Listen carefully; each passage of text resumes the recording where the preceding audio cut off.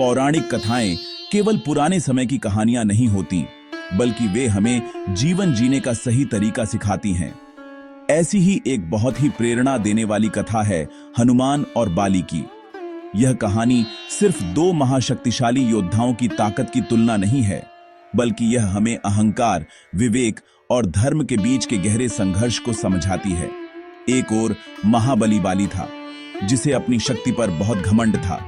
वहीं दूसरी ओर विनम्र और बुद्धिमान हनुमान जी थे, जो अपनी असीम शक्ति के बावजूद हमेशा शांत और संयमित रहते थे। यह कथा हमें सिखाती है कि सच्ची शक्ति केवल शरीर में नहीं, बल्कि हमारे चरित्र और हमारे मन के नियंत्रण में होती है। इस कहानी में हम देखेंगे कि कैसे कभी-कभी हमारा सबसे बड़ा वरदान ही हमारे लिए सबसे बड़ा अभिशाप बन जाता है। बाली को एक ऐसा वरदान मिला था जो उसे लगभग अजेय बना देता था, लेकिन इसी वरदान ने उसके अंदर अहंकार का एक ऐसा बीज बो दिया जो धीरे-धीरे एक विशाल वृक्ष बन गया। यह अहंकार ही उसके पतन का मुख्य कारण बना। दूसरी तरफ हनुमान जी हमें सिखाते हैं कि शक्ति का सही उपयोग सेवा और धर्म के पालन में है, न कि दिखावे और घमंड में। उनकी विनम्रता ही उनकी सबसे बड़ी ताकत थी, जिसने उन्हें हर किसी का प्रिय बना दिया। यह कथा हमें यह भी बताती है कि शक्ति का असली उद्देश्य क्या होना चाहिए।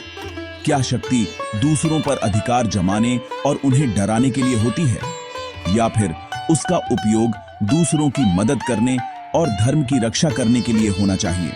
हनुमान और बाली के चरित्रों के माध्यम से हमें इन सवालों के जवाब मिलते हैं। बाली ने अपनी शक्ति का उपयोग अपने भाई को सताने और दूसरों पर अपना प्रभुत्व स्थापित करने के लिए किया, जबकि हनुमान जी ने अपनी सारी शक्ति भगवान राम की सेवा में और धर्म की स्थापना में लगा दी। यह अंतर ही उनकी नियति को तय करता है। इस प्रेरक निबंध में हम गहराई से समझेंगे कि हनुमान की 10% शक्ति का वास्तविक अर्थ क्या था और कैसे उनकी थोड़ी सी शक्ति भी बाली के विशाल अहंकार को चकनाचूर करने के लिए काफी थी।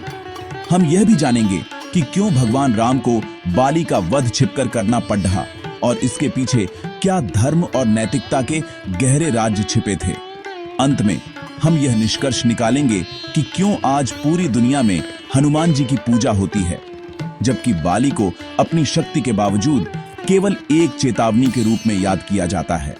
यह कहानी हमें सिखाती है कि असली पूजा के योग्य वही बनता है जो शक्ति के साथ विवेक और विनम्रता को अपनाता है।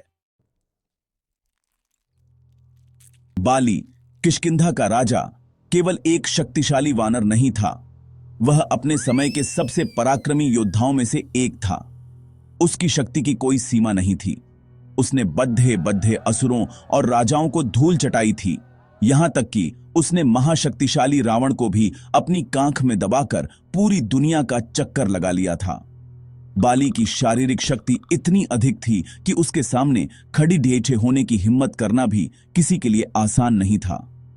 उसकी शक्ति की चर्चा तीनों लोकों में होती थी और हर कोई उसके नाम से कांपता था।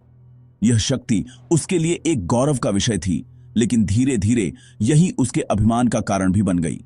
बाली को देवताओं से एक अनोखा वरदान प्राप्त था। उसे यह वरदान मिला था कि जो कोई भी उसके साथ युद्ध करने के लिए उसके सामने आएगा, उसकी आधी शक्ति बाली के शरीर में चली जाएगी। इसका मतलब यह था कि बाली का शत्रु लड़ने से पहले ही आधा कमजोर हो जाता था और बाली पहले से भी दोगुना शक्तिशाली हो जाता था। यह वरदान उसे युद्ध के मैदान में लगभग अजेय बना देता था। कोई भी योद्धा, चाहे वह कितना भी शक्तिशाली क्यों ना हो, बाली के सामने टिक नहीं पाता था। यह वरदान उसकी शक्ति का सबसे बड़ा स्रोत था, लेकिन अनजाने में यह उसके पतन का मार्ग भी तैयार कर रहा था। समय के साथ यह अद्भुत वरदान बाली के लिए एक अभिशाप में बदलने लगा। अपनी अजेय शक्ति के नशे में वह इतना चूर हो गया कि उसे धर्म और अधर्म का फर्क समझ आना ही बंद हो गया। उसने अपने छोटे भाई सुग्रीव की पत्नी को बलपूर्वक छीन लिया और सुग्रीव को राज्य से बाहर निकाल दिया। वह यह भूल गया कि शक्ति का उपयोग न्याय और रक्षा के लिए होता है, न कि अपने ही परिवार को सताने के लिए। उसका वरदान उसे शारीरिक रूप से तो मजबूत बना रहा था, लेकिन नैतिक और आध्यात्मिक रूप से उसे दिन प्रतिदिन कमजोर करता जा रहा था। वह यह नहीं समझ पाया कि सच्ची शक्ति चरित्र में होती है, केवल शारीरिक बल में नहीं। बाली का अहंकार इतना बढ़ गया था कि उसे लगता था कि उसे कोई नहीं हरा सकता। वह खुद को ही ईश्वर समझने लगा था। वह भूल गया था कि जब कोई व्यक्ति धर्म का मार्ग छोड़ देता है तो उसका पतन निश्चित हो जाता है, चाहे वह कितना भी शक्तिशाली क्यों ना हो। उसका वरदान जो उसे शत्रुओं से बचाता था, वही उसे अपने सबसे बड़े शत्रु यानी उसके अपने अहंकार से नहीं बचा सका। इस तरह जो शक्ति उसे देवताओं से आशीर्वाद के रूप में मिली थी, वही उसके अभिमान के कारण उसके विनाश की कहानी लिखने लगी। बाली की कहानी हमें यह चेतावनी देती है कि बिना विवेक के शक्ति हमेशा विनाशकारी होती है। दूसरी ओर हमारे पास पवन पुत्र हनुमान जी का चरित्र है, जो शक्ति और विनम्रता का एक अद्भुत संगम है। हनुमान जी के पास अष्ट सिद्धि और नवनिधि थीं, जिसका अर्थ है कि उनके पास ऐसी दिव्य शक्तियां थीं जिनकी कोई कल्पना भी नहीं कर सकता। वे अपनी इच्छा के अनुसार अपना आकार बदल सकते थे, पहाड़ों को उठा सकते थे और हवा में उड़ हट सकते थे। उनकी शक्ति बाली से किसी भी मायने में कम नहीं थी, बल्कि कई मामलों में तो उससे कहीं अधिक थी। लेकिन हनुमान जी की सबसे बड़ी विशेषता उनकी शारीरिक शक्ति नहीं, बल्कि उनका अद्भुत आत्मनियंत्रण और उनकी विनम्रता थी। वे अपनी शक्तियों को कभी भी व्यर्थ में प्रदर्शित नहीं करते थे। हनुमान जी यह अच्छी तरह जानते थे कि उनकी शक्ति का उद्देश्य क्या है। उनकी शक्ति का एकमात्र लक्ष्य था भगवान राम की सेवा करना और धर्म की स्थापना में उनकी मदद करना। उन्होंने कभी भी अपनी शक्ति का उपयोग अपने निजी स्वार्थ के लिए या दूसरों पर अपना प्रभाव जमाने के लिए नहीं किया। जब वे समुद्र लांघकर लंका गए तो उन्होंने अपनी विशाल शक्ति का प्रदर्शन किया, लेकिन वह भी केवल माता सीता को खोजने के रामकाज के लिए। जब लक्ष्मण जी मूर्छित हुए तो वे पूरा का पूरा पर्वत उठा लाए, लेकिन वह भी केवल एक सेवक के रूप में अपना कर्तव्य पूरा करने के लिए। उनका हर कार्य निःस्वार्थ सेवा की भावना से भरा हुआ था। हनुमान जी का शांत स्वभाव उनकी शक्ति को और भी अधिक प्रभावशाली बनाता था। वे जानते थे कि क्रोध और अहंकार शक्ति के सबसे बड़े शत्रु हैं। जब भी कोई उन्हें चुनौती देता या उनका अपमान करता, तो वे क्रोधित होने के बजाय शांत और संयमित रहते थे। लंका में रावण के दरबार में जब उनकी पूंछ में आग लगा दी गई, तब भी उन्होंने अपना विवेक नहीं खोया। उन्होंने उस स्थिति का भी उपयोग लंका को जलाने और असुरों के मन में भय पैदा करने के लिए किया। यह दिखाता है कि सच्ची शक्ति केवल बल प्रयोग में नहीं, बल्कि कठिन परिस्थितियों में भी बुद्धि और शांति बनाए रखने में है। हनुमान जी का चरित्र हमें सिखाता है कि शक्ति को हमेशा एक जिम्मेदारी समझना चाहिए, न कि अधिकार। उनके पास दुनिया को जीतने की ताकत थी, लेकिन उन्होंने खुद को भगवान राम का एक साधारण दास बनना चुना। उनकी विनम्रता इतनी गहरी थी कि वे अपनी शक्तियों का श्रेय भी हमेशा भगवान राम को ही देते थे। वे कहते थे कि जो कुछ भी वे कर पाते हैं, वह केवल श्री राम की कृपा से ही संभव है। हनुमान जी का यह गुण ही उन्हें महान बनाता है। वे हमें यह महत्वपूर्ण पाठ सिखाते हैं कि जब शक्ति विनम्रता और सेवा के साथ जुड़ जाती है, तो वह पूजनीय बन जाती है। जब सुग्रीव ने हनुमान जी से बाली की शक्ति के बारे में पूछा और जानना चाहा कि क्या वे बाली को हरा सकते हैं, तो हनुमान जी ने बहुत ही विनम्रता से उत्तर दिया। उन्होंने कहा, मैं अपनी शक्ति का केवल 10% ही उपयोग करूंगा, और यदि मैं उसमें सफल नहीं हुआ तो मैं अपनी पूरी शक्ति का प्रयोग करूंगा। यह सुनकर सुग्रीव और जामवंत सचमुच हैरान रह गए। उन्हें लगा कि शायद हनुमान जी बाली की शक्ति को कम आंक रहे हैं, लेकिन हनुमान जी के इस कथन का अर्थ बहुत गहरा था, जो केवल शारीरिक ताकत तक सीमित नहीं था। यह उनके आत्मविश्वास और आत्मनियंत्रण का एक प्रतीक था। हनुमान जी की 10% शक्ति का मतलब उनकी शारीरिक शक्ति का 10वां हिस्सा नहीं था। इसका असली अर्थ था आत्मिक नियंत्रण और विवेक का उपयोग। हनुमान जी यह कहना चाह रहे थे कि वे बाली से लड़ने के लिए अपनी पाशविक या अंधी शक्ति का उपयोग नहीं करेंगे। वे केवल उतनी ही शक्ति का प्रयोग करेंगे जितनी धर्म और विवेक की सीमा के अंदर आवश्यक होगी। उनका उद्देश्य बाली को मारना नहीं, बल्कि उसे समझाना और सही रास्ते पर लाना था। वे यह दिखाना चाहते थे कि एक सच्चा योद्धा अपनी भावनाओं और अपनी शक्ति पर पूरा नियंत्रण रखता है और वह उसे व्यर्थ में बर्बाद नहीं करता। यह कथन हनुमान जी के चरित्र की महानता को दर्शाता है। वे जानते थे कि यदि वे अपनी पूरी शक्ति का उपयोग करेंगे तो वे पल भर में बाली का अंत कर सकते हैं, लेकिन वे यह भी जानते थे कि ऐसा करना धर्म के विरुद्ध होगा, क्योंकि उनका उद्देश्य विनाश करना नहीं बल्कि निर्माण करना था। उनका 10% शक्ति का संकल्प यह बताता है कि वे किसी भी कार्य को अहंकार से नहीं बल्कि कर्तव्य की भावना से करते थे। वे बाली को यह संदेश देना चाहते थे कि सच्ची विजय शक्ति के प्रदर्शन में नहीं बल्कि धर्म के पालन में है। इस प्रसंग से हमें यह शिक्षा मिलती है कि शक्ति का संयमित उपयोग ही उसकी सबसे बड़ी सुंदरता है। जैसे एक कुशल कलाकार अपने औजारों का उपयोग बहुत ही नपे तुले ढंग से करता है, वैसे ही एक सच्चा योद्धा अपनी शक्ति का उपयोग विवेक और संयम से करता है। हनुमान जी का यह कथन बाली के अहंकार पर एक मौन प्रहार था। जहां बाली अपनी पूरी शक्ति का दिखावा करने में आनंद लेता था, वहीं हनुमान जी अपनी असीम शक्ति को छिपाकर रखने में विश्वास करते थे। यही अंतर एक अभिमानी योद्धा और एक सच्चे भक्त के बीच होता है।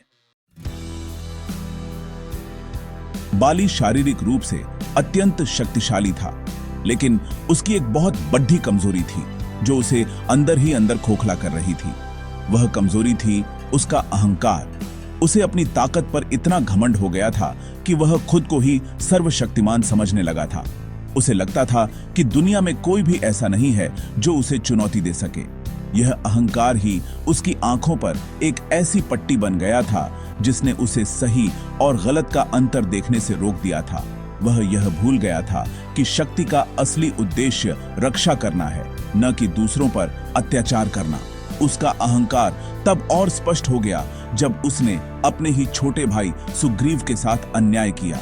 एक गुफा में मायावी नामक असुर से लड़ते समय जब बाली वापस नहीं लौटा तो सुग्रीव ने उसे मृत समझकर गुफा का मुंह एक चट्टान से बंद कर दिया ताकि असुर बाहर ना आ सके। लेकिन जब बाली असुर को मारकर वापस लौटा तो उसने सुग्रीव की बात सुनने की कोशिश भी नहीं की।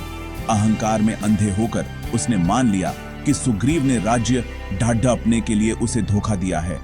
उसने न केवल सुग्रीव को राज्य से निकाला बल्कि उसकी पत्नी रूमा को भी बलपूर्वक अपने पास रख लिया, जो धर्म के अनुसार एक महापाप था।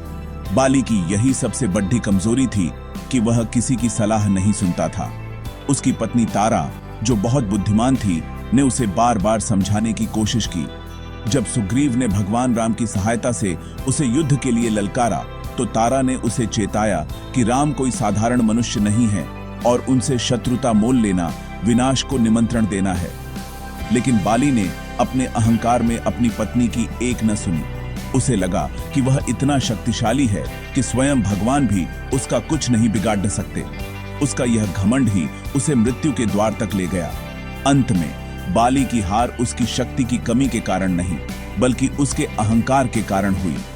भगवान राम ने उसे छिपकर बाण मारा क्योंकि बाली धर्म के मार्ग से भटक चुका था। वह एक आतताई बन गया था जो अपने ही परिवार पर अत्याचार कर रहा था। जब बाली मृत्यु शैया पर पड़ रहा था तब उसे अपनी गलती का एहसास हुआ। उसने माना कि उसका अहंकार ही उसका सबसे बड़ा शत्रु था। बाली की कहानी हमें यह कठोर सत्य सिखाती है कि अहंकार व्यक्ति की बुद्धि को हर लेता है और अंततः उसके विनाश का कारण बनता है, चाहे वह शारीरिक रूप से कितना भी शक्तिशाली क्यों ना हो। हनुमान और बाली की यह पौराणिक कथा हमें शक्ति, अहंकार और धर्म के बारे में एक बहुत ही महत्वपूर्ण सबक सिखाती है। इस कहानी का निष्कर्ष यह है कि सच्ची शक्ति केवल शारीरिक बल में नहीं बल्कि चरित्र, विनम्रता और धर्म के पालन में निहित है। बाली के पास असीम शक्ति और एक अद्भुत वरदान था, लेकिन उसका अहंकार उसे ले डूबा। उसने अपनी शक्ति का उपयोग अधर्म और अन्याय के लिए किया, जिसके कारण उसका अंत दुखद हुआ। वह एक चेतावनी बनकर रह गया कि शक्ति का दुरुपयोग करने का परिणाम क्या होता है। इसके विपरीत हनुमान जी ने अपनी असीम शक्ति को हमेशा विनम्रता और सेवा के पर्दे में छिपा कर रखा। उनका एकमात्र लक्ष्य धर्म की सेवा और अपने प्रभु श्री राम के आदेशों का पालन करना था। उन्होंने कभी अपनी शक्ति पर घमंड नहीं किया, बल्कि उसे ईश्वर का प्रसाद माना। यही कारण है कि आज सदियों बाद भी हनुमान जी पूरे विश्व में पूजे जाते हैं। उनकी पूजा उनकी शारीरिक शक्ति के कारण नहीं, बल्कि उनके समर्पण, उनकी भक्ति, उनके आत्मनियंत्रण और उनकी निस्वार्थ सेवा की भावना के कारण होती है। वे शक्ति और भक्ति के सबसे उत्तम उदाहरण हैं। इस कथा से हमें यह भी पता चलता है कि शक्ति का सही माप उसके उद्देश्य से होता है। यदि शक्ति का उद्देश्य धर्म की रक्षा, सेवा और न्याय की स्थापना है, तो वह पूजनीय हो जाती है, जैसा कि हनुमान जी के मामले में हुआ। लेकिन यदि उसी शक्ति का उपयोग अहंकार को संतुष्ट करने, दूसरों पर अत्याचार करने और अधर्म फैलाने के लिए किया जाता है, तो वह विनाशकारी बन जाती है, जैसा कि बाली के साथ हुआ। भगवान राम ने बाली का वध इसलिए नहीं किया कि वे सुग्रीव के मित्र थे, बल्कि इसलिए किया क्योंकि बाली ने धर्म की मर्यादा को तोड़ा था। अंततः यह कथा बच्चों और वृद्धों सभी को यह सिखाती है कि हमें हनुमान जी की तरह बनने का प्रयास करना चाहिए। हमें अपनी योग्यताओं और सफलताओं पर घमंड नहीं करना चाहिए, बल्कि उन्हें विनम्रता से स्वीकार करना चाहिए और उनका उपयोग दूसरों की भलाई के लिए करना चाहिए। सच्ची महानता दूसरों को झुकाने में नहीं, बल्कि दूसरों की सेवा में झुक जाने में है। हनुमान जी अमर हो गए क्योंकि उन्होंने खुद को राम काज के लिए समर्पित कर दिया। बाली अपनी शक्ति के बावजूद इतिहास में खो गया क्योंकि उसने केवल खुद को ही महत्व दिया। इसलिए पूजनीय वही बनता है जो शक्ति पाकर भी विनम्र रहता है और धर्म के मार्ग पर चलता है।